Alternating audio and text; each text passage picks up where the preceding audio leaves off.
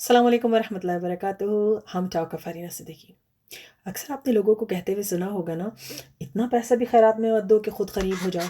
اول خویش بعد درویش. ایسا نہ کرو کہ خود مسکین ہو جاؤ. ہاتھ روک کے خرچ کرنا چاہیے. اتنا بھی کیا، اللہ نے یہ بھی نہیں کہا کہ دوسروں کو دے دے کہ آپ غریب ہو جاؤ. تمہارے پاس کچھ سیونگ ہے کہ نہیں؟ او نو، تمہارے پاس کوئی سیونگ نہیں ہے، بس ہینڈ ٹو ماؤتھ چل رہے ہو. کیا ہوگا اگر کل کوئی ایمرجنسی آ گئی؟ کیا ہوگا اگر کل کو کچھ پرابلم ہو گئی؟ کیا ہوگا اگر گاڑی کو ٹکر لگ جائے، کوئی ایک دم گھر میں بیماری آ جائے؟ تمہارے پاس تو $0 سیونگ ہے. سنی ہوں گے نا آپ نے یہ سب باتیں، ہم روز سنتے ہیں یہ باتیں. اور یہ کون ہوتا ہے؟ شیطان کی وسپرس، چاہے وہ انسان کے منہ سے نکل رہی ہوں یا آپ کے دماغ میں اگ رہی ہوں. یہ شیطان کی وسپرس ہیں. پورا قرآن اٹھا کے دیکھ لیجئے، اللہ نے کہیں نہیں کہا کہ سیونگ کرو، کہیں نہیں کہا کہ جمع کر کے رکھو.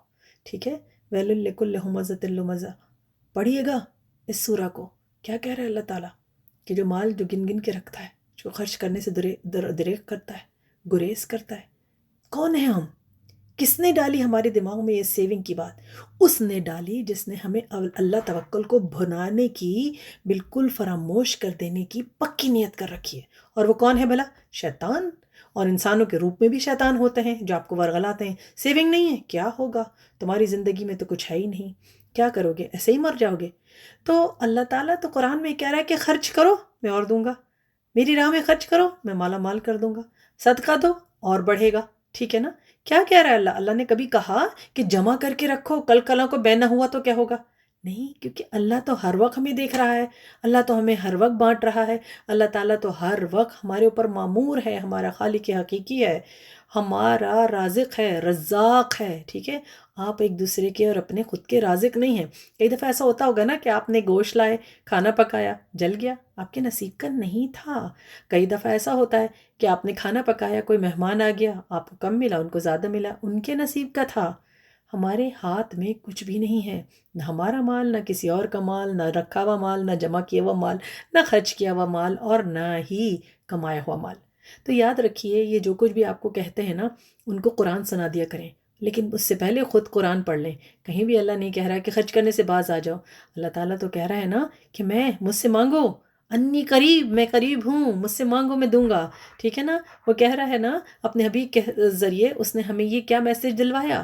رسول پاک صلی اللہ علیہ وسلم کی حدیث ہے کہ اللہ تعالیٰ سے دعا مانگو، چاہے وہ ایک چٹکی بھر نمک یا ایک جوتے کا تسمہ ہی کیوں نہ ہو. ٹھیک ہے نا؟ شولیس کتنی باریک معمولی سی چیز ہے، نمک کی ایک چٹکی کتنی باریک سی چیز ہے. اللہ تعالیٰ نے کہا مانگو، کیونکہ وہ بیٹھا ہے نا دینے کے لیے. تو ہمیں اللہ توکل کیوں نہیں ہے؟